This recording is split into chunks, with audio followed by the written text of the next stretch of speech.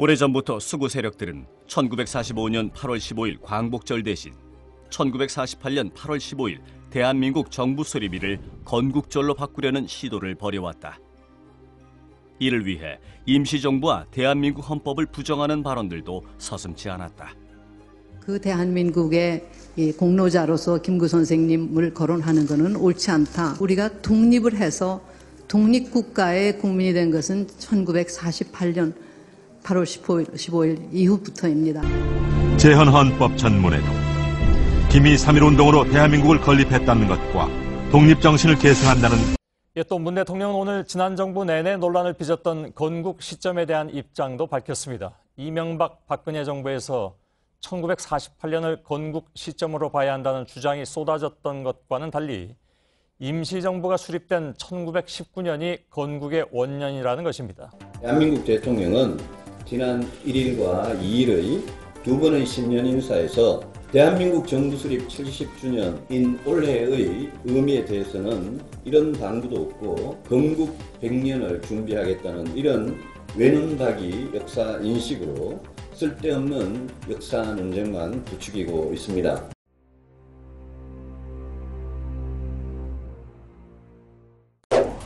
한일 위안부 합의에 대해서 어떻게 생각하십니까? 그 한일 위안부 문제에 대해서는 우리 정부가 존재하지 않을 때 피해를 받으셨지 않습니까? 이제는 우리 정부가 있지 않습니까? 그러면 그분들과 소통해서 의사를 반영해서 고쳐야 됩니다. 제 말씀은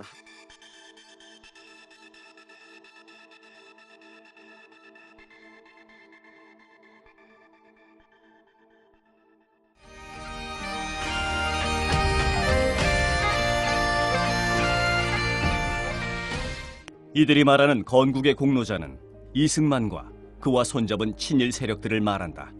결국 수구 세력들의 더러운 욕망이 미래 세대가 배울 교과서에 새겨진 것이다.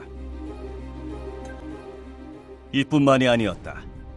초등학교 국정사회는 교과서가 아니라 박정희 위인전이었다. 5.16 쿠데타는 국민 생활의 안정과 공산주의 반대 때문이다. 10월 유신은 국가안보와 지속적인 경제성장을 위해서였다. 독재라는 표현은 삭제했고 헌법 파괴, 노동자 탄압, 인권 유린에 대해서는 전혀 거론하지 않았다. 그동안 매도당하고 있던 유신, 5.16 거기에 대해서 나는 이런 소신을 갖고 참여했다. 제가 중요하게 생각하고 있는 것은 그런 왜곡된 역사를 바로잡는 일이에요. 역사를 바로잡는 것은 정쟁의 올바른 역사를 운운하며 국정화를 강행한 박근혜 정부. 그들은 현재를 지배하려고 역사를 이용하고 있다.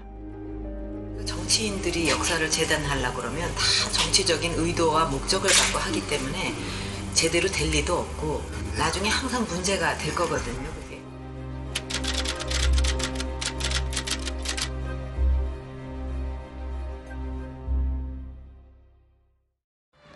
문재인 대통령의 건국 시점 관련 발언은 독립유공자와 유가족 초청 오찬에서 나왔습니다.